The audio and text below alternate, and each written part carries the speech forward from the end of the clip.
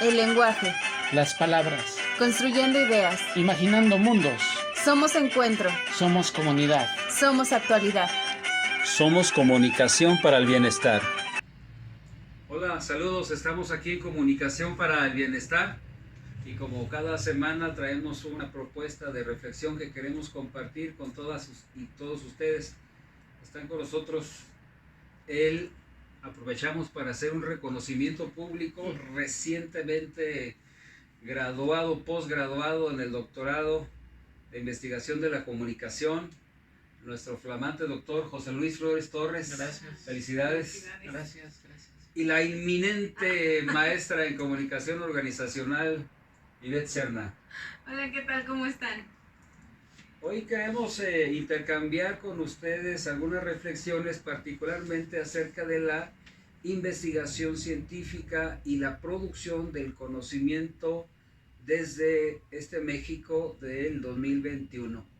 Y yo quisiera empezar invitando al doctor que nos compartiera su punto de vista, alguna sugerencia, alguna propuesta. ¿Qué entendemos por conocimiento, investigación científica, ciencia? Bueno, pues partiríamos de conocimiento. Creo que conocimiento implica un acercamiento a un fenómeno de cualquier tipo.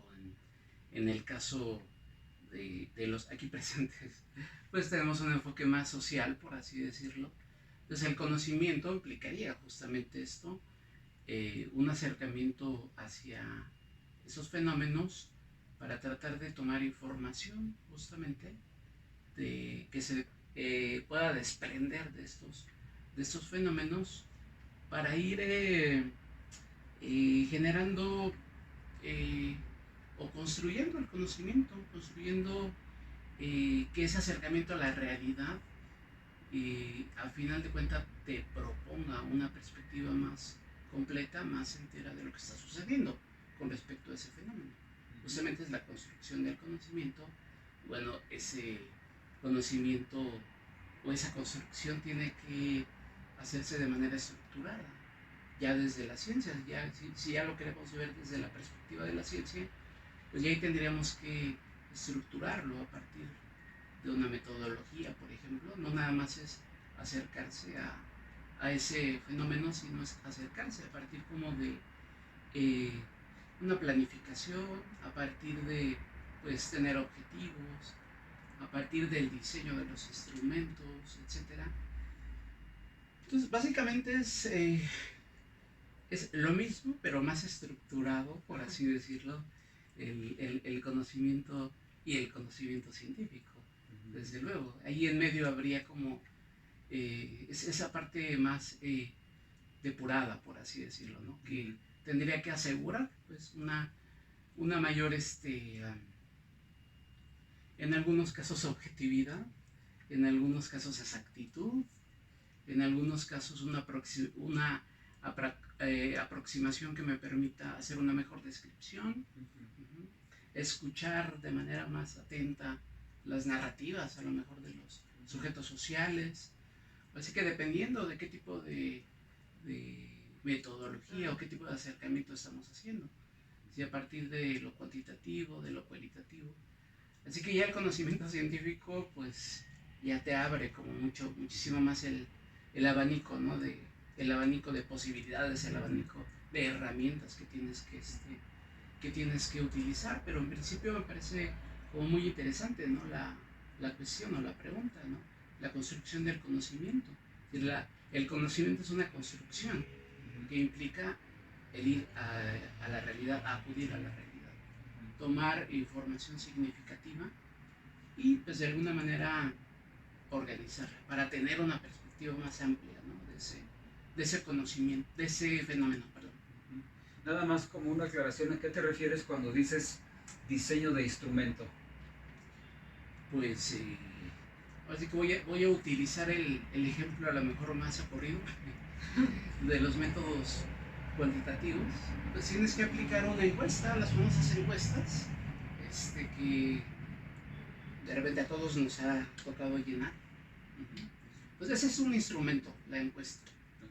que te permite obtener información de manera como muy estandarizada, muy estructurada. Ajá.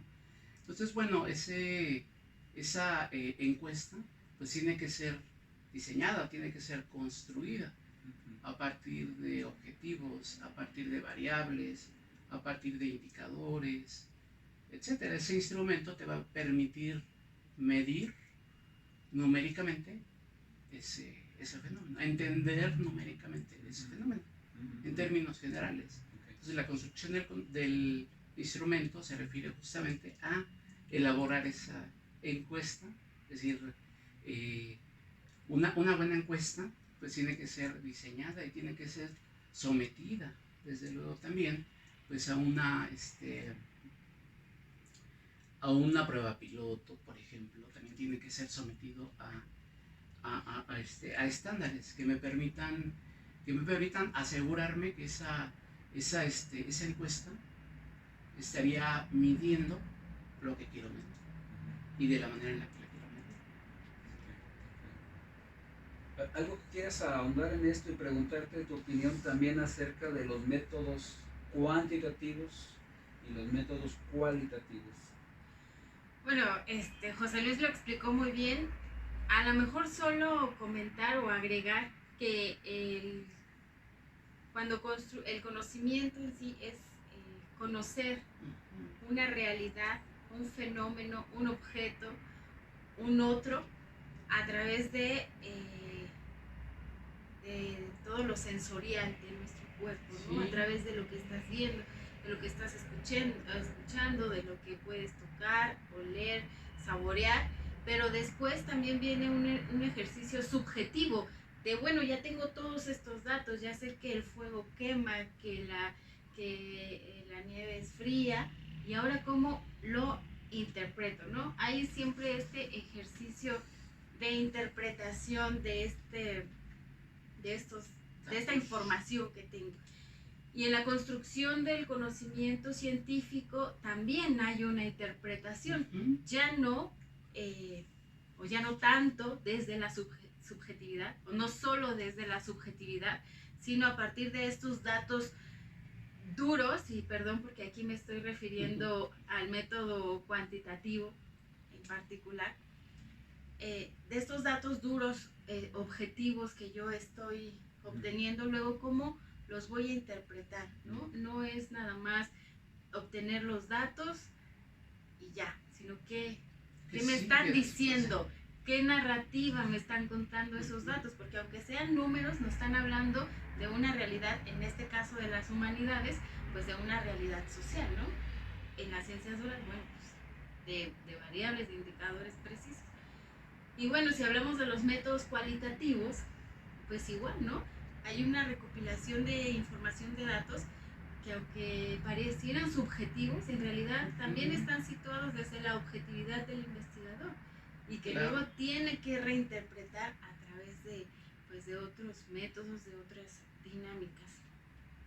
Y creo que, agregando en este punto, podría decir que mientras narraba José Luis este tema de la producción del conocimiento, pensaba en la escuela, ahorita que hablabas de los instrumentos, y pensaba en la escuela como el lugar de entrenamiento para la producción del conocimiento científico o de la ciencia.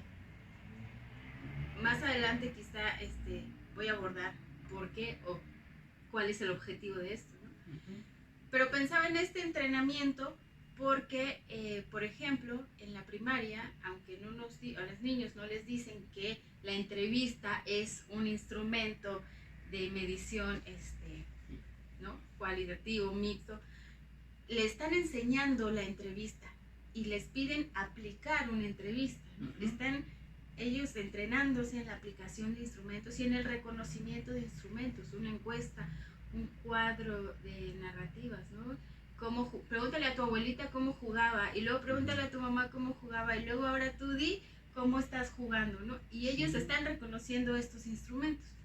Y en un segundo momento, en la secundaria, tenemos ya un acercamiento un poco más formal a la producción del conocimiento, pero me parece que aquí hay como un rompimiento un poco, o una estandarización de la producción del conocimiento hacia el método cuantitativo, porque nos acercan a la producción del conocimiento desde las ciencias duras, no desde las humanidades.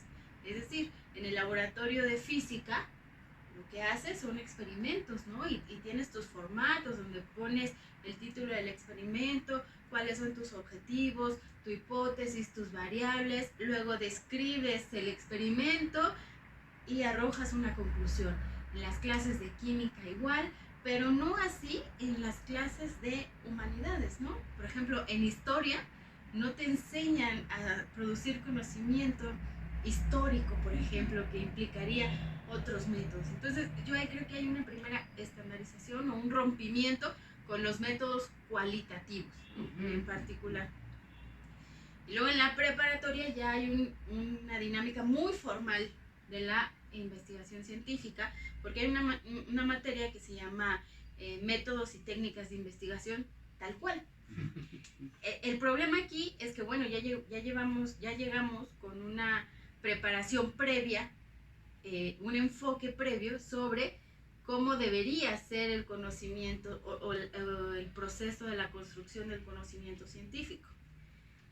Y yo le preguntaba a José Luis, ¿no? Que él imparte la materia de metodologías, ¿no? ¿Por qué los alumnos no les resulta interesante una materia como métodos y técnicas de investigación? No sé si porque no nos enseñan la utilidad del método, no nos explican bien para qué sirve. Yo quizá aquí me aventuraría a decir que en bachillerato casi ningún alumno puede identificar bien qué es una variable, ¿no? Y de dónde se saca un indicador, ¿no? Ahí también hay un problema de formación, ¿no? Y que va, pues, sesgando, y eso también creo que va limitando la producción del conocimiento científico, porque si en ese acercamiento formal no tienes interés, pues difícilmente vas a interesarte por la producción de la investigación o del conocimiento de una manera ya más formal. Y pienso aquí que a lo mejor el tema es, que lo pienso mientras lo platico, que quizá no nos enseñan cuál es el objetivo de este conocimiento. O sea, no nos dicen que el conocimiento no se produce por sí, sino que es la herramienta para transformar la realidad. O sea, no solo para interpretarla, sino para transformarla. Y entonces el conocimiento ya no sirve para algo, ¿no? Sí. Si tú piensas que esta investigación te puede ayudar para una transformación de la realidad, pues a lo mejor muestras interés o tienes curiosidades o puedes identificar problemáticas más específicas que puedes llegar a una solución mediante la investigación. Y bueno, llegamos después allá a niveles superiores y los posgrados, donde que solo se afina la idea de que el mejor camino, no voy a decir el único para no ser injustos, pero que el mejor camino a la construcción del conocimiento es el método científico y además cuantitativo, ¿no? Oye, una pregunta como comentario también. ¿Haces una diferenciación entre las ciencias duras, exactas, y las humanidades? ¿Qué pasa con las ciencias sociales? Bueno, las ciencias sociales podría yo catalogarlas también como un poco en humanidades, porque recuerda que las ciencias humanas son las que ponen en el foco del conocimiento al hombre, al ser humano. Las ciencias sociales, bueno, ponen a una colectividad, pero no deja de ser el humano el protagonista en el objeto de estudio de lo que estás llevando a cabo, ¿no? Y esa pregunta me hizo pensar que hay una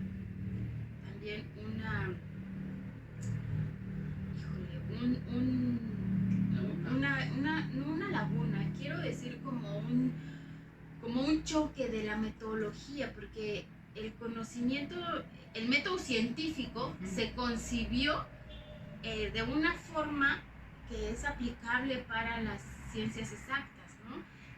Porque a mí, aquí es donde me llama mucho la atención, uno de los requisitos es que el experimento debe ser además de medible y de comprobable, tiene que Reproducible. ser reproducible, cosa que en Que no las existe. ciencias sociales no Es muy es complejo. posible, es imposible, o sea, Sí, sí. porque incluso la condición del clima, del fenómeno que estás estudiando no es el mismo, pero impacta Ujú. en la dinámica de lo que estás estudiando. Entonces, me parece a mí que es una laguna Una laguna. epistemológica de este querer meter el método científico cuantitativo también a las humanidades. Ahí me parece que hay una disonancia muy grave.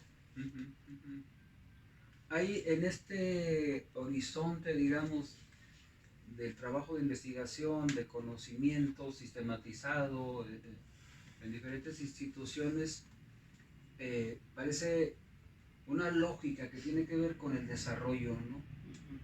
Hay un influjo del PNUD en las diferentes regiones y países que establecen líneas de investigación desde las diferentes disciplinas y que, bueno, viene a permear, particularmente en el caso de México, el Sistema Nacional de Investigadores, el CONACYT, etcétera, etcétera. ¿Qué opinan de estas directrices, de estas líneas de investigación en cuanto a la utilidad práctica de la investigación y del conocimiento en comparación, digamos, con un conocimiento que no se alinea necesariamente con estas metas? Sí, antes de hacerte ese comentario, hace rato Dalia hacía el señalamiento de los métodos mixtos, por ejemplo. Si hablábamos de los métodos cuantitativos y cualitativos, por ahí hiciste el comentario de los métodos mixtos. Si nada más como un apunte, pues hay fenómenos que demasiado complejos o muy complejos en donde tienes que utilizar herramientas, que tienes que utilizar como perspectivas de la metodología cuantitativa y de la metodología cuantitativa y cualitativa, de ambas, ¿no? Y eso ya lo convierte en una investigación de tipo mixta, ¿no? Y también hiciste el comentario, y ahí parto para responder tu pregunta, que de repente en la secundaria, en la preparatoria, de repente nos pueden hacer investigación y de repente pues se quedan ahí las investigaciones guardadas ahí en los cajones, etcétera, y no percibimos que esas investigaciones pues pueden ayudar a mejorar algún problema, pueden tener un impacto en la realidad, etcétera. Ya a nivel posgrado, de alguna manera hay como un tipo de requerimiento, sobre todo generado desde CONACYT, que tu investigación, que la investigación que estás desarrollando, tiene que ir de alguna manera alineada a lo que le llaman el Plan Nacional de Desarrollo, es decir, la propuesta en este caso, del gobierno de la 4T o de Andrés Manuel, para sacar adelante al país, para llevarlo a un crecimiento, etc. Y a su vez, ese Plan Nacional de Desarrollo está alineado a los indicadores de PNUD. Entonces, en el plano teórico, pues está maravilloso, está muy bien que pues, los investigadores de alguna manera vayan alineando esos problemas, esas problemáticas que están analizando pues con ese Plan Nacional de Desarrollo. Incluso que la investigación pues, pueda servir como para resolver los grandes problemas del país. Eso en términos de propuesta pues suena bastante bien. Ya en términos operativos, de repente ahí es en donde empiezan los graves problemas, porque de repente me da la impresión que pasa lo mismo que con esas investigaciones que de repente hacíamos en la secundaria, en la preparatoria, etcétera, que se quedan ahí guardados en los cajones. Es decir, cuántas de esas tesis, a lo mejor de maestría, de doctorado, tienen una real posibilidad de llevarse a la práctica. ¿Sí? Es decir, eso tiene muchas implicaciones de tipo financiamiento, implicaciones de tipo, no sé, permisos, no sé, hay una serie de problemáticas que hacen que que este intento, que parecería como bastante interesante, pues se quede como a la mitad del camino, ¿no? Se queda como en buenas intenciones, se queda como en tratar de acercar pues, esa producción científica hacia la resolución, hacia el entendimiento y resolución de los grandes problemas del país. Pero de repente ya en el plano operativo, pues eso se ve como muy limitado por muchas razones, por cuestiones de recursos, por cuestiones de dinero, etcétera, por cuestiones de mercado incluso. Entonces hay como una serie de impedimentos que pues de alguna manera hacen difícil que estas investigaciones lleguen a convertirse en soluciones ya en el mundo concreto. ¿Por qué no profundizas, perdón, un poco más acerca de la lógica del mercado y la investigación, el conocimiento? ¿A qué te refieres? Pues sí, hay no sé, tal vez cierto tipo de proyectos, a lo mejor, que tienen una mayor, ¿cómo le podemos llamar? Un mayor mercado, una mayor posibilidad de poder comercializarse, incluso. Entonces, pues, de alguna manera, pues serían como el tipo de proyectos que más posibilidades tendrían de apoyarse y de alguna manera de verse reflejados en la realidad, ¿no? Adelante. Bueno, a mí me gustaría poner un poco, ya que tocaron el tema del CONACYT, un poco poner en contexto la creación de esta institución. No es casual, le decía yo hace rato a José Luis, que se haya generado en 1970, ¿no? Cuando la idea del desarrollo economicista era muy potente, ¿no? Y se fue desarrollando y se fue evolucionando hasta lo que hoy conocemos como neoliberalismo. Y aunque es cierto que se han abierto como los ejes de investigación, las directrices, no deja de tener esta lógica de utilitarismo económico, ¿no? O sea, están en los nombres, ¿no?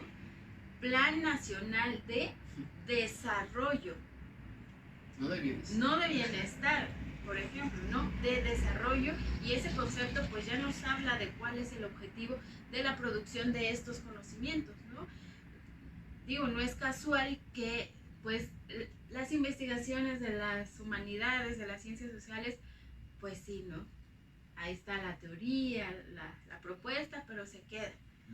Sin embargo, aquellos, por ejemplo, de las ciencias duras, que pueden llegar a desarrollar una tecnología que además se puede comercializar, pues esas son las investigaciones útiles, ¿no? De utilidad, ¿no? De utilidad, hablando en esta lógica de desarrollo, porque así es el plan, digo, no lo decimos nosotros, así está el plan, y desde la ONU también se maneja así, ¿no? Como el desarrollo. Entonces, en esta misma lógica, la limitante, me parece, también coincido, que es un tema de dineros. Por una parte de dinero público, porque, bueno, las universidades están obligadas a cumplir con las líneas de investigación apegadas a este plan, porque, bueno, ellos tienen que justificar el presupuesto que están recibiendo y tienen que asegurar el presupuesto que quieren recibir el próximo año. Y lo mismo aplica para las universidades públicas que las universidades privadas. Están atados por ahí. La otra opción de hacer investigación, porque la investigación cuesta, pues es el dinero privado. Y a veces es más peligroso, porque cuando una investigación está siendo financiada por un capital privado, pues ya hay un sesgo, ¿no? Es como las encuestas electorales, hablando de instrumentos, ¿no? El que paga, gana, seguramente, ¿no? Así en las investigaciones. el que paga pues va a necesitar que la investigación respalde sus intereses. Un caso muy polémico y muy perjudicial que ejemplifica muy bien esto es el tema de las vacunas y el autismo, ¿no? Hubo un movimiento muy fuerte porque antivacuna, porque apareció una investigación que relacionaba el autismo con las vacunas, ¿no? Sí, que las vacunas generaban la condición del autismo. Y el movimiento antivacunas, bueno, tiene nos está perjudicando evidentemente en este contexto de pandemia. Y después se demostró o se averiguó que esta investigación había sido financiada por alguien a quien le interesaba decir que el autismo estaba directamente relacionado con la aplicación de las vacunas. Los investigadores tuvieron que salir a decir, ¿saben qué? Pues nuestra investigación no es correcta, no es por ahí, pero el daño ya estaba hecho, ¿no? Ya los focos para cuando dicen no es verdad, pues ya no son los mismos de cuando hacen toda esta estrategia de información falsa, ¿no? Creo que ahí están los peligros, pero no quedan más alternativas. La tercera alternativa sería financiar tu propia investigación. Eso ya. O sea, es casi como en el caso de nosotros, ¿no? Las comunidades de investigadores ¿No? que se van O sea, autogestionando. y entonces estás haciendo proezas y estás viendo cómo hacer recursos para financiar una investigación que no esté sujeta a estos intereses.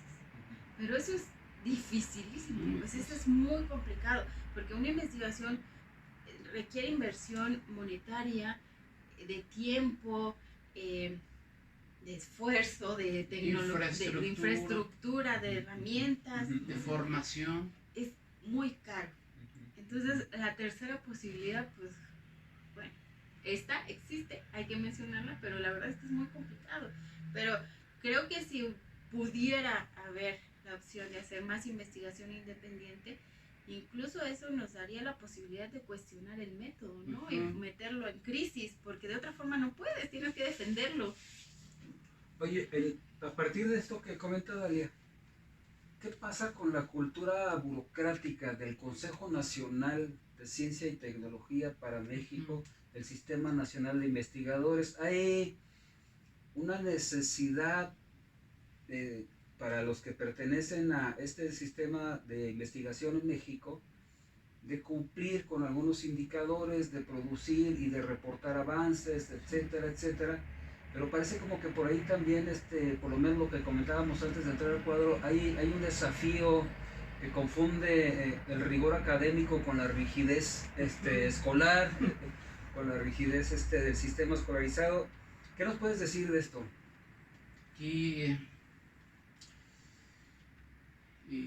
Desde luego hay una obligación moral del investigador de compartir ese conocimiento. Me parece que incluso es bastante bueno y deseable que el investigador participe en foros, participe en congresos, publique desde luego, etcétera. Y me parece que ahí la cuestión cambia cuando ya le metes el factor de los indicadores, es decir, ya se hace como por obligación. ¿Sí? Entonces ya después empezamos a tener fenómenos como que muy raros. Hablábamos hace ratito acerca del turismo científico, es decir, de repente investigadores que hacen como tour de congresos o de ponencias, pero llevan la misma ponencia, la misma presentación, etcétera, para todo ese tour de congresos, ponencias, etcétera.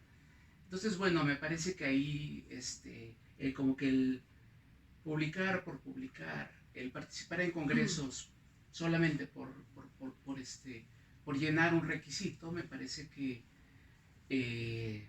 sí está perjudicando a la producción científica, porque ya no estás generando producción como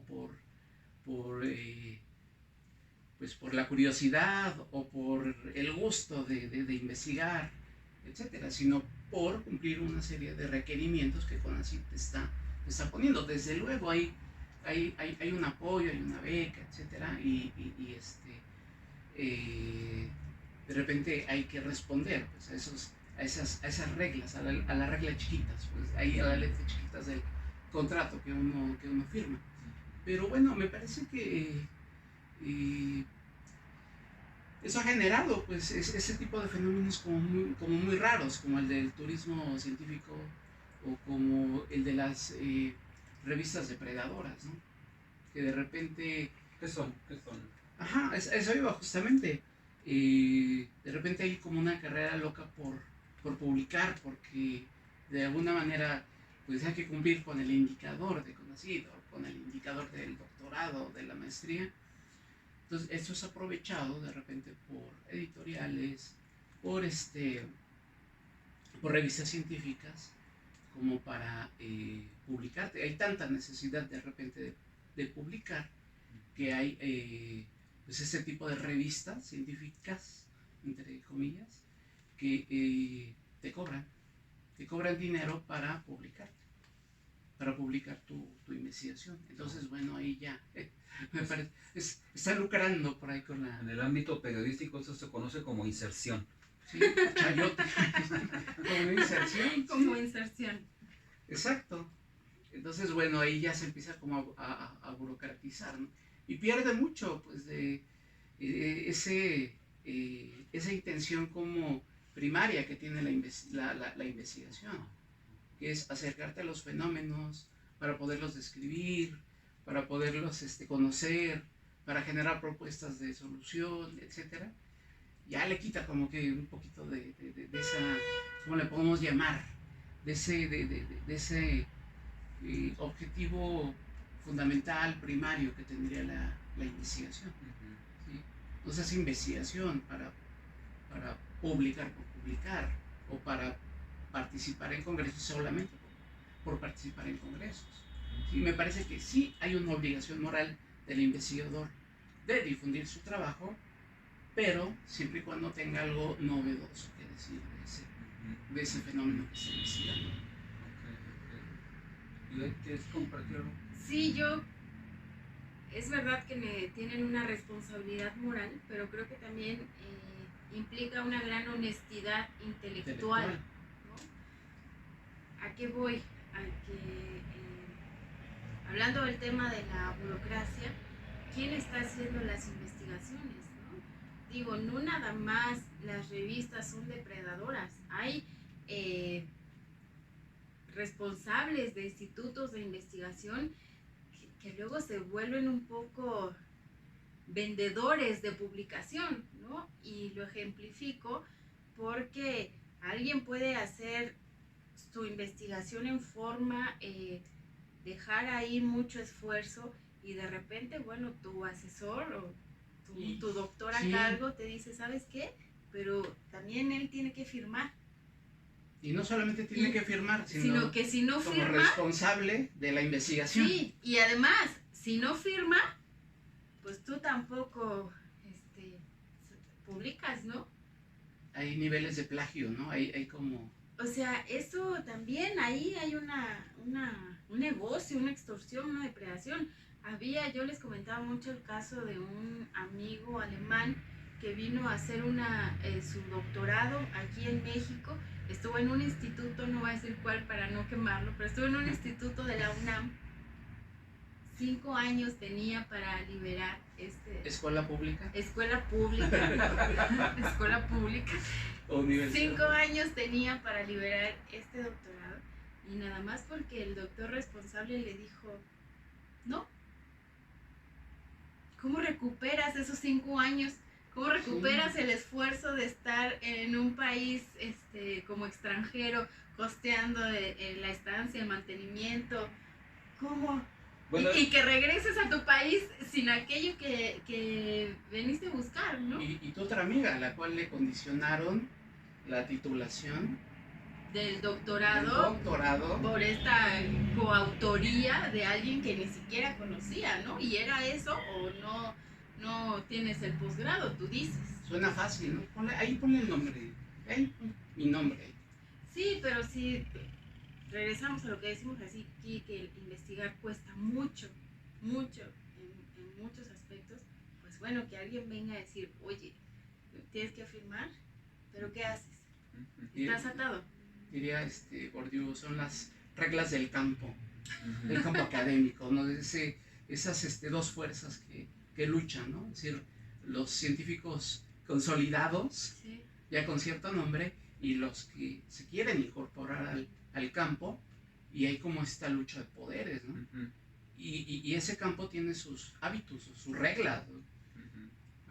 Su letra chiquita, sus costos, desde luego, para tener cabida en ese campo, ¿no? Luego, en este mismo tema, perdón, de la honestidad intelectual, tú decías, hay que socializar el conocimiento. El conocimiento no se construye de mí y a partir de mí y para mi uso personal, ¿no?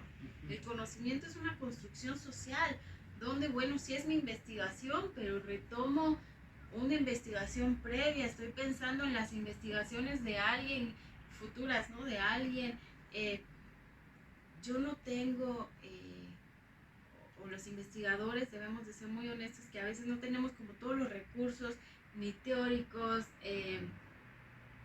ni de abarcar todo el estado del arte para tu investigación. Entonces hay que bajarla, hay que socializarla, hay que hacerla pública, hay que someterla a examen, ¿no? De los otros, observar qué están haciendo los otros, cómo están viendo la realidad que yo estoy investigando, por dónde van.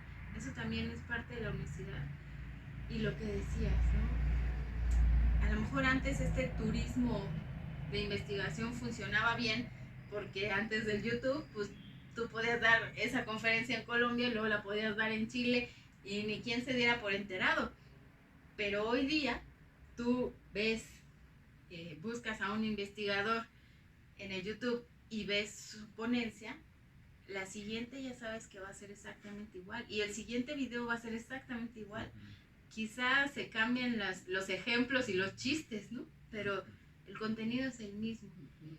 Y también la burocracia, tú nos contabas, me acuerdo que nos compartías la experiencia en Ecuador, ¿no? Donde la carga burocrática del investigador era tal que ni podía investigar, ¿no? Lo hacían sus estudiantes, ni podía dar clases, lo hacían sus adjuntos, y ni podía cumplir con el tema burocrático porque era excesivo, ¿no? Terminaban haciendo trabajo administrativo, ¿no? ¿En qué momento entonces de tu día te queda tiempo para dedicarlo a la investigación? Porque esa es la otra, justamente. O sea, hay una parte de la investigación que sí es muy, muy bonita, muy padre, que involucra salir al campo, platicar con la gente, digamos, si se hacen los métodos cualitativos, con tus informantes clave, haciendo observación, etcétera, aplicando todos los métodos habidos y por haber, o todos los instrumentos. Y esa es la parte como, bueno, que a mí me gusta más, pero hay la otra parte, como decías, la parte ya del análisis, de la interpretación. Es decir, implica un tiempo severo de escritorio y de computadora, en donde tienes una serie de datos que tienes que procesar, que tienes que entender, analizar, deconstruir, aplicarle teoría, etcétera, para obtener una mejor aproximación o una mayor aproximación. Entonces ahí hay una inversión de tiempo tremenda, ¿no? Que si tienes un trabajo burocrático que realizar, ¿no? es bien complejo. Si tienes un trabajo administrativo que realizar para la universidad, pues es bien complejo que te quede tiempo de tu día para sentarte y hacer todo ese trabajo que se merece el análisis de datos. Bueno, con esto parece entonces que además de los retos que implica la investigación científica, metodológicamente seria, lo cuantitativo, lo cualitativo que se ha mencionado, hay unos retos también, digamos, de la burocracia en los diferentes sistemas de investigación regionales, institucionales, etcétera, y un problema de la cultura de este gremio selecto de personas que hacen investigación, ¿no? yo quisiera preguntarles entonces, desde esta base, ¿cuál sería la diferencia y los retos entre desarrollo y bienestar desde la investigación científica? Esa es una pregunta muy padre, pero antes de meterme en ese tema, quisiera completar un poco esta idea de la burocracia y de estos vicios que se van generando en los sistemas de investigación y que también tiene que ver con cómo se están evaluando el desarrollo de las investigaciones, ¿no? Cómo se están evaluando, digamos, los aportes de los institutos de investigación. Digo, a fin sujetos al método científico no dejan de ser evaluados desde la visión cuantitativa, ¿no? ¿Cuánto publicaste? ¿Cuántas conferencias diste? ¿Cuántos alumnos ¿Cuántos pósters asesoraste? ¿No? Desde esa, y no desde lo cualitativo, ¿no? ¿Cuál fue la aportación este año a tu investigación? ¿Cómo lo aplicamos a la realidad? ¿Cómo este conocimiento puede transformar o entender un fenómeno, etcétera? No hay una continuidad. Yo decía, voy a echar una flor, pero cuando presenciamos el examen del doctorado de José Luis, hubo algo que me llamó mucho la atención y me pareció valiosísimo, que yo no creo, bueno, no estoy segura, pero no creo que se replique mucho en exámenes de doctorado. Y es que en una parte regresaron a la investigación de la maestría para poder entender el contexto de la investigación que se estaba presentando en ese momento, ¿no? Se remitieron a la investigación de maestría. Y eso fue muy enriquecedor, porque el investigador, en este caso de doctorado, pues ya lleva una trayectoria de investigación. Y a veces no se toma en cuenta, como tú dices, se deja en el cajón y ya, pues nadie se acuerda de tu tesis de maestría, ¿no? Pero ese ejercicio dialéctico entre esa investigación y la anterior me parece muy enriquecedor. Y incluso me surgía la idea que los examinadores del doctorado tendrían también la responsabilidad ética y profesional de remitirse a la lectura de la investigación previa para poder situarse en esa realidad. Mínimo preguntarte qué investigaste en la... Por lo menos, ¿no? Mínimo, ¿cuál fue tu tesis de maestría? ¿No? Y esos ejercicios me pareció muy interesante, muy enriquecedor. Ahora, regresando a la pregunta complicada, la investigación en general tiene desafíos desde la óptica del desarrollo y también tiene muchos desafíos desde la óptica del bienestar, ¿no? La investigación desde la óptica del desarrollo no es que no sirva, ¿no? Todo es útil. El tema aquí es para qué nos está sirviendo, para qué la estamos utilizando, ¿no? Si creemos que una investigación, por ejemplo, que hable de temas de vivienda, desde la construcción de vivienda y no desde la construcción de vivienda, y ahí nos quedamos en esa lógica del desarrollo, pues tenemos unidades habitacionales que no son habitables, ¿no? Que no se pueden vivir, no son habitadas, y tenemos ese problema en México. Hay un montón de zonas de estas unidades habitacionales que la gente abandona porque es imposible vivir ahí, porque no hay transporte, porque no hay servicios de salud cerca, porque no hay espacios de convivencia, porque su centro de trabajo les queda lejísimos. Vivir, digamos, cubrir una necesidad de vivienda desde la lógica de desarrollo puede mermar la calidad de vida de aquel a quien supuestamente se beneficiaría. Si esta problemática la abordamos desde la lógica del bienestar, entonces sería al revés, ¿no? Yo pensaría qué le daría la calidad de vida a una población en particular, y a partir de ahí, cuál es la vivienda que esa población necesita para que consiga esa calidad de vida. E incluso a una familia. Incluso a una familia, o sea, Ahí está el cambio del acercamiento a la realidad, de la interpretación, del entendimiento y de las soluciones prácticas, no pensadas en que una familia tenga una casa y ya. El tema no es la casa, es la satisfacción con la vida, la calidad de vida de esa familia. Ese es el verdadero problema. Ahí sería la lógica. Y ahorita que digo esto, pienso un poco que también en esta, pues digamos, egos también que hay, esta pues necesidad de reconocimiento dentro de la investigación.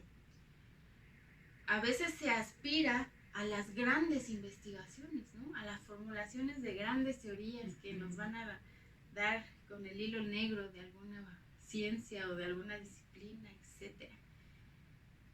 Pero quizá la investigación más micro, más centrada en una problemática, en una comunidad en particular, son las de utilidad, porque son las que se aplican y están resolviendo un problema en específico, ¿no? No es la misma vivienda la que necesitan los habitantes de la Ciudad de México que los que necesitan, digamos, en el desierto de Sonora, ¿no? Por decir algo, ¿no? Ahí creo que están los desafíos entre entender la investigación desde una lógica del desarrollo y pasarla a entender desde una lógica de bienestar. Pero aquí otra vez es dificilísimo, porque cambiar la lógica al bienestar implica un desafío metodológico. Implica que tienes que cuestionar el método e incluso atreverte a usar otras metodologías, y estando sujetos a un sistema de investigación, digamos, formal, pues a veces es complicado romper estas barreras, ¿no? A veces es complicado que tú presentes un método, ¿no?, cualitativo y no te lo cuestionen y digan, esto no es ciencia, esto es ¿no?, pura subjetividad, aproximación. ¿no? Pura aproximación. O sea, el reto metodológico y epistemológico es grande, ¿no? Es grande. Así es. José Luis, desarrollo y bienestar de la investigación científica, ¿qué dirías? Híjole, son perspectivas diferentes que de repente llegan a complementarse, desde luego. Es decir, hay perspectivas del bienestar que incluyen indicadores también del desarrollo. Pero me llama mucho la atención esta parte, y es con lo que me quedaría tal vez. El bienestar ya te plantea como el acercarte a la realidad a partir de las necesidades de los sujetos, de los individuos, por así decirlo. Es decir, ahí tu objeto de estudio pues deja de ser un número dentro de una estadística y se convierte en un sujeto con necesidades, con aspiraciones, con una perspectiva de lo que es bueno para él. Entonces ahí es en donde yo veo ese rompimiento. Me parece que la perspectiva del desarrollo, pues sí, parte como de este acercamiento más cuantitativo a la realidad, en donde el sujeto pues está como perdido, ¿no? Es como un número dentro de una estadística, ¿no? Y de repente es bien complejo, ¿no? Porque decía lo de las casas. Yo pensaba, por ejemplo, en una familia en la que se tuviera a una persona, a lo mejor que estuviera en silla de ruedas, a lo mejor, y le toca vivir en el piso 3, en el piso 4 de la unidad habitacional o del edificio, en donde no hay elevadores, ¿no? ¿Cómo le hacemos ahí, no? Puedes tener el departamento más bonito, el departamento más ecológico y sustentable, pero ahí está la necesidad como bien concreta, ¿no? De esa familia y de ese integrante particular de la familia. Entonces, El acercamiento a la realidad desde la perspectiva del bienestar implica ver a la persona más allá del número, ¿sí? Implica acercarte a la realidad y a los sujetos con necesidades particulares y tratar de entender esas necesidades y proponer soluciones, desde luego, ¿no? Entonces ahí... Y luego que te den la posibilidad de aplicar esas soluciones, ¿no? Porque Sí. parece que el sistema te va guiando en la exigencia de que tienes que dar respuesta a ciertas problemáticas, pero cuando tienes tu respuesta, pues ya está ahí se queda, no hay ninguna posibilidad de aplicación. También ahí hay un vacío de este sistema de investigación. O sea, no, la investigación no termina en el empastado de una tesis, ¿no? O en un paper. Es más, ni siquiera termina, ¿no? Porque luego hay que aplicarla, y luego hay que medirla, y luego hay que reformularla, y luego hay que replantearla y problematizarla, ¿no? Es un ciclo que va caminando, pero que parece que se interrumpe en algún momento. Parece que sí tuviera fin el proceso de investigación.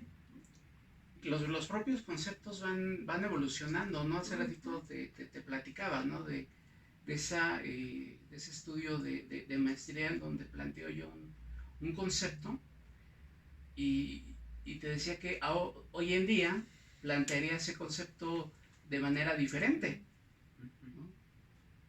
¿Por qué? Porque ahí te vas topando con nuevos conceptos, vas viendo esa realidad de manera diferente, entonces ese concepto evoluciona, desde luego, tiene forzosamente que evolucionar, ¿no? Entonces esa investigación y los fenómenos pues no son un continuo rígido y ¿no? Ya. Sino van evolucionando, van cambiando, se van adaptando, etcétera, ¿no? Dinámicos como la Son realidad. dinámicos, desde luego. Y aquí, por ejemplo, pienso en otro vicio de la investigación que tiene que ver con las hipótesis, ¿no? Aquí hemos planteado mucho que una investigación es válida independientemente si la hipótesis es confirmada o no, ¿no? El proceso de investigación y la conclusión es lo que vale, eso también es conocimiento. Pero uno de los vicios, y creo que se obtiene en estos grados menores de educación como el bachillerato o la universidad, es que se entiende que la hipótesis tiene que ser comprobada sí o sí, afirmativamente, ¿no? Y entonces ahí empieza un primer sesgo, porque todos los chavos ya vienen con la conclusión hecha hipótesis, ¿no? Y eso también limita el enriquecimiento de la producción del conocimiento, porque desde la negación, desde la no comprobación de una hipótesis, también se genera mucho conocimiento y muy valioso. Y decíamos aquí, a veces no es tanto que se cuestione el resultado, lo que estás planteando, sino el método, cómo llegaste ahí, cómo lo interpretaste, cómo planteaste tu hipótesis, de dónde salieron. Y en una presentación de tesis de doctorado en la que estuvimos, justamente teníamos esa problemática, ¿no? Que lo que vimos que se presentó ahí se centraba primero en las conclusiones, como en los grandes hallazgos, y luego en cómo ese gran hallazgo se iba a convertir en un modelo de negocios posterior. Desde esa lógica estaban pensando y presentando la investigación, pero nadie se detuvo en el método. Eso ya dice mucho para un grupo de estudiantes de doctorado. Platicábamos también de las micro y las macro investigaciones. ¿Qué nos pueden compartir al respecto? Bueno, las microinvestigaciones pues irían hacia grandes fenómenos, fenómenos importantes, fenómenos trascendentes, y cómo inciden tal vez en poblaciones pequeñas, en poblaciones limitadas, incluso en escenarios muy en particular, como puede ser alguna comunidad virtual, como puede ser algún blog, o puede ser algo que tengan en YouTube, etcétera. Entonces, ahí estaría como el campo, ¿no? El campo de esa microinvestigación, y ya las macroinvestigaciones, pues ya tendría que ver más con los grandes problemas, esos problemas trascendentes en poblaciones dispersas, en poblaciones grandes, etcétera. Me parece que ambas pues son valiosas, ambas son importantes, ambas aportan, como diría a Dalia, siempre y cuando, desde luego, lleven una metodología que conduzca hacia propuestas interesantes, hacia una lectura de esos fenómenos coherentes o con cierto rigor científico. Ya las microinvestigaciones me parece que tienen su encanto, tienen su importancia, en el sentido de que vas conociendo esas visiones muy, muy particulares, incluso de la realidad, ¿no? Incluso perspectivas en grupos muy, muy focalizados, con necesidades bien, bien particulares, bien concretas. No sé, pienso un poquito en la investigación que hizo en los años 60 Oscar Lewis, me parece. ¿Los hijos de Sánchez? Ajá, los hijos de Sánchez, ¿no? Cómo se involucra en las vidas de las familias pobres, y a partir de ahí crea justamente esa antropología de la pobreza, a partir de esas microvisiones, de esas microacercamientos o macroacercamientos a microgrupos hacia familias, y se involucra tanto Luis que llega a vivir con ellos, a vivir en las casas de las personas pobres, justamente para entender esta realidad, para entender la lógica justamente de la cultura de la pobreza, sin romantizarla, sin estigmatizarla tampoco, sino tratando de tener una visión, si bien objetiva, dentro de lo que quepa y dentro de lo que se pueda, pues. Pero entonces ese sería como el valor de esas microinvestigaciones, ¿no? Hay microinvestigaciones que terminan no siendo tan micro en comunidades virtuales, por ejemplo, ¿no? De repente te involucras en comunidades virtuales que ya tienen 10,000, 15,000 personas, en donde ya me parece que ya pasamos de las microinvestigaciones a las macroinvestigaciones, ¿no? Pero están reuniendo como a grupos de interés. Es decir, esas comunidades virtuales son grupos de interés que se reúnen y que tienen prácticas, y que tienen narrativas, y que tienen una perspectiva de la realidad, ¿no? Que es bien, bien importante conocer, que es bien importante vislumbrar y proponer soluciones. En el programa doctoral, por ejemplo, en el que me involucré, hay una parte, ¿no?, que te piden, que es como un proyecto aplicativo, es decir, ya tienes ya tienes tus conclusiones, ok, muy bien, y luego, ¿qué hacemos? ¿Qué proponemos? ¿Cómo hacemos para solucionar ese problema al cual tú tuviste acceso, al cual tú le dedicaste 3 años, 4 años de tu vida? ¿Cómo le hacemos, no? ¿Qué propones? Entonces, eso me parece un ejercicio bastante interesante, ¿no? Pero volvemos a lo mismo, de repente esos programas aplicativos, para aplicarse, pues requieren de una inversión, requieren de un patrocinio, ¿sí? Comunidades, dices, virtuales, familias, o en el caso de los hijos de Sánchez, o hasta individuos, ¿no? Pensé en Juan Pérez Jolote, con todo esto que Por estás ejemplo, comentando, ¿no? Sí, sí. ¿Y tú qué nos dices de las micro y las macro investigaciones? No sé ahora, pero por lo menos cuando mi generación estudiaba la preparatoria, Los hijos de Sánchez era una lectura obligada, pero se nos presentaba desde el aspecto de la literatura. Nunca se nos explicó que que aquello era parte Era real. de una microinvestigación y que tenía una trascendencia importante, ¿no? ¿Cómo impactaba? Ahí son oportunidades que se van desperdiciando. Y bueno, no queremos romantizar aquí las ciencias sociales. Yo creo que también hay que verlas desde una perspectiva crítica, ¿no?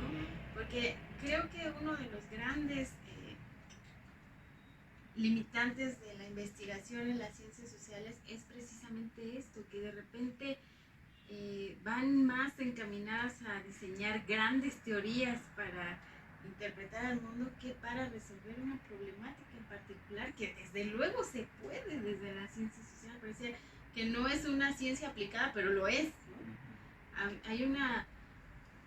Pero esta, digamos, afán de teorizar es lo que a veces ha hecho que muchos sectores, sobre todo desde las ciencias duras, consideren que las humanidades no son ciencia, ¿no? Ahí está Mario Bunge, que con todo el aporte que hizo, pues bueno, ahí cuestionaba mucho que las humanidades fueran una ciencia, y así fue como creció esta perspectiva, ¿no? Leíamos que hace 2 años, en el 2019, el gobierno ya de la 4T convocó a un foro de discusión para ver si al CONACYT se le agregaba la H de humanidades, pero pues parecía un consenso de todos los que ahí participaban que la H no dejaba de ser moda por mucho que estuviera en el CONACYT, ¿no? Porque en realidad no había una planeación para la integración real de las humanidades en el sistema de investigación nacional.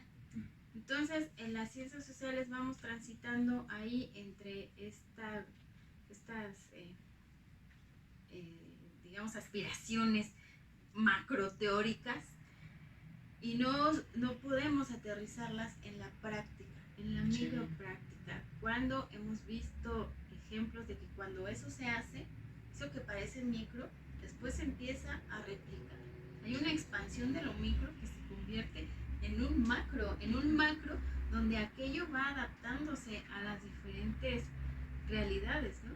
Pero también vamos transitando como en el border de tener que aplicar un método, pues que de origen, como ya lo comentamos aquí, nos dificulta la investigación, ¿no? Nos limita, ni siquiera nos deja cumplir con los parámetros que el mismo método científico está estableciendo. Quizá de ahí que las ciencias, que las humanidades o las ciencias sociales no puedan pertenecer al CONACYT. Pues sí, no podemos cumplir con estos requisitos de la experimentación, por ejemplo, ¿no? Entonces ahí tener, insisto, un replanteamiento metodológico y epistemológico para que las humanidades y los sociales también tengan estas herramientas que lo posibiliten hacer una ciencia aplicada, ¿no? Me hacen recordar a los divulgadores de las ciencias duras mexicanas, pero particularmente a Marcelino Cereijido. Y él usa un ejemplo bastante accesible que pudiera sonar hasta chabacano. La termita, si no identifica, si no diferencia entre el concreto y la madera, bueno, pues está en el hoyo, ¿no? No podía sobrevivir. Un reto para el conocimiento científico humano es este acercamiento, este mero planteamiento ante los fenómenos de la realidad que se pretenden comprender y eventualmente, si eso es posible, transformar desde esta comprensión. Un mal acercamiento, un mal planteamiento, pues nos dará una mala conclusión, diría Cereijido, ¿no? Hay una relativamente fresca o reciente debate acerca de las epistemologías tradicionales, helenocéntricas, y las epistemologías del sur que se proponen particularmente desde Brasil. ¿Cómo situamos, cómo ubicamos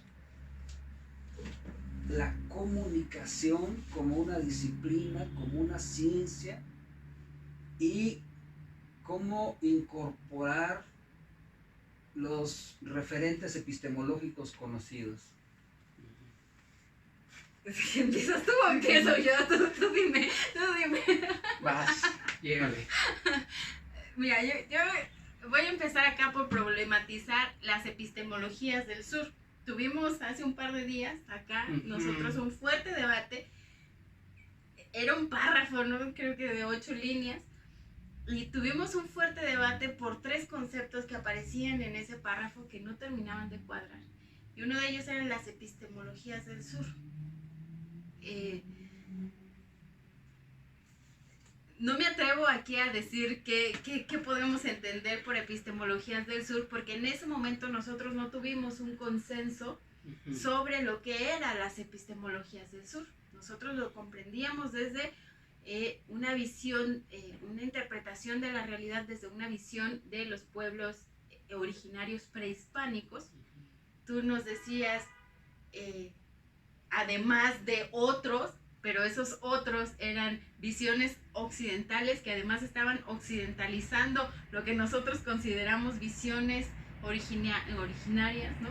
Prehispánicas. Por ahí proponías otro concepto, ¿no? Entonces yo no me atrevo en este momento, haciendo, digamos, estamos hablando aquí de la honestidad intelectual, yo en este momento no me atrevo a plantear qué cosa nos está proponiendo las epistemologías del sur, porque el debate que nosotros tenemos aquí no ha sido, no ha llegado a un consenso y no ha sido suficientemente discutido.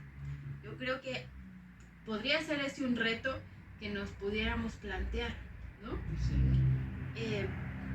No hay que romantizar, digo, las visiones son las visiones y como investigador hay que entenderlas en el concepto. Para eso te sirve ubicar el fenómeno tú haces un marco teórico, pero también haces un marco geográfico e histórico. Sí. Del fenómeno que estás investigando.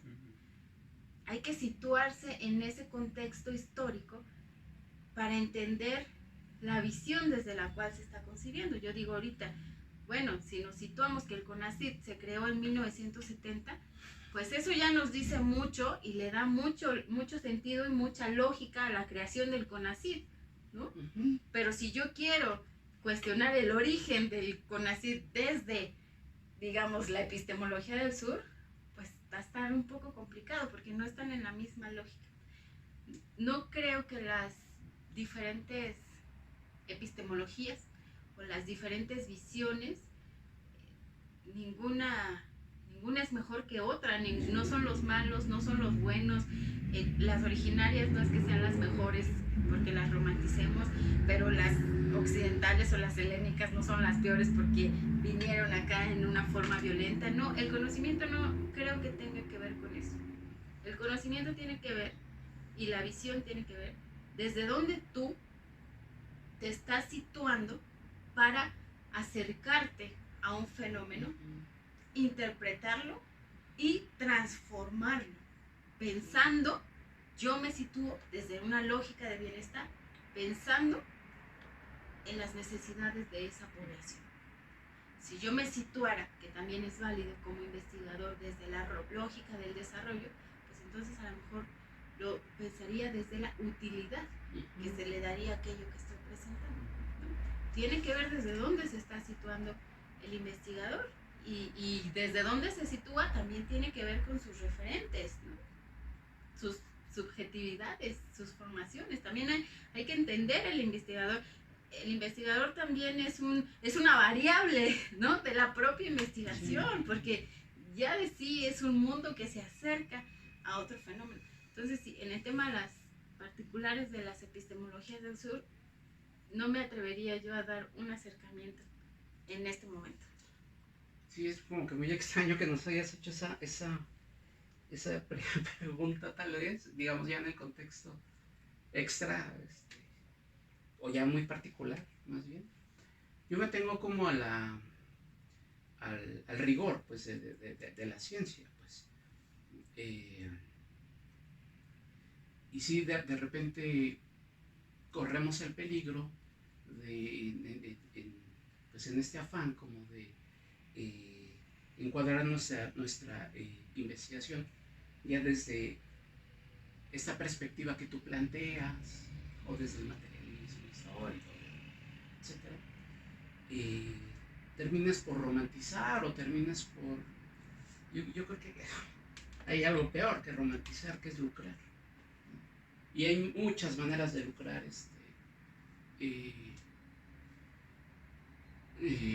conceptualmente, científicamente, ya en la vida real, Sí, es decir, intelectualmente. intelectualmente, es decir, que ese acercamiento hacia estas visiones que a lo mejor son políticamente correctas, te sirvan más para construirte un personaje que para ser científico o para tener ese acercamiento a la realidad.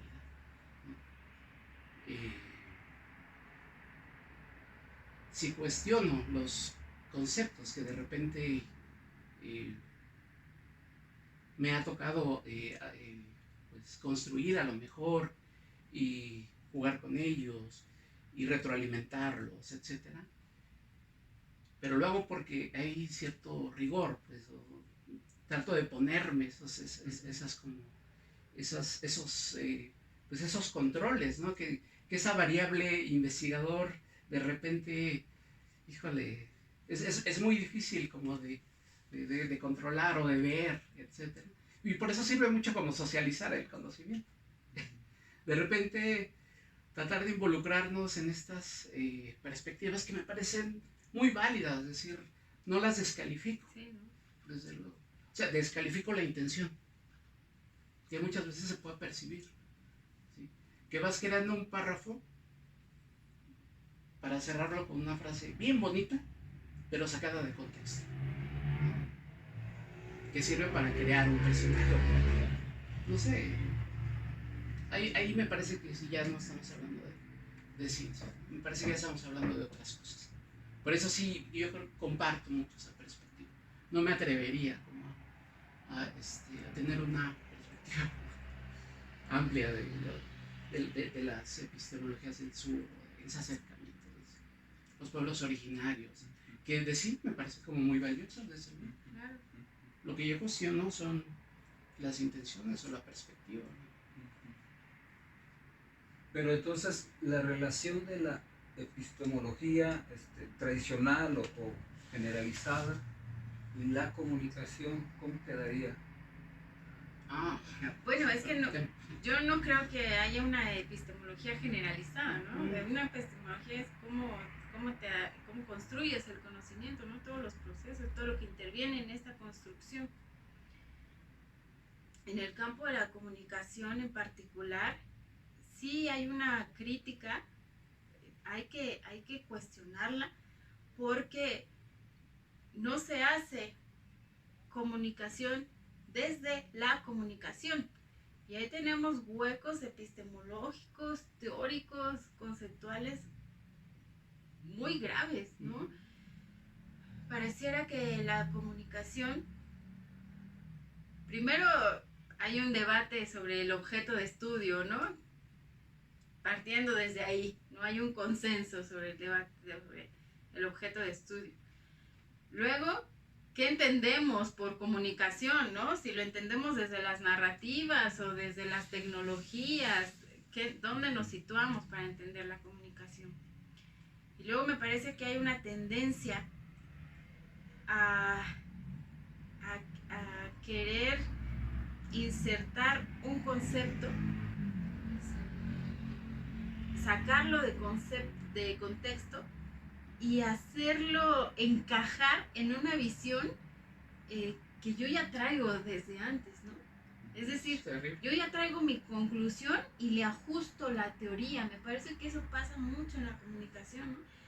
Estamos llenos de conceptos desde la ingeniería, la psicología, la medicina, la biología, la cibernética, o sea, las epistemologías de eso que no sé de dónde salen, estamos llenos de conceptos en la comunicación que no se generaron desde la investigación de la comunicación misma. O sea, la comunicación no ha generado desde mi perspectiva el suficiente capital de conocimiento para poder hacer, digamos, una ciencia autorreferencial, ¿no? O sea, me parece que sí hay un hueco y que hay que trabajarlo, pero también hay que ponerlo en la luz, ¿no? No se trata de decir, ay, bueno, ahora el concepto de moda es infodemia, traigámoslo a la comunicación y hagamos una teoría sobre la infodemia, ¿no? Desde la comunicación, ¿no? O sea, los conceptos también se tienen que ubicar en su contexto. Tratar de arrancarlos de ahí y insertarlos forzadamente a otras visiones, a veces también es deshonesto, no a veces, es deshonesto también intelectualmente, porque entonces a veces llevas un autor a un terreno que no es el suyo, decíamos en el caso de McLuhan, y lo haces decir, fíjate la gravedad de lo que estoy diciendo, lo haces decir algo que él no dijo, pero que de alguna forma lo hiciste encajar en aquello que tú ya traías. Me parece que es uno de los problemas de la comunicación, de la investigación en particular, de la comunicación. Y tiene mucho que ver con la epistemología, pero también tiene que ver mucho con la formación del investigador o de la persona. Ya no digamos del investigador, de la persona. Me parece que sí no sé,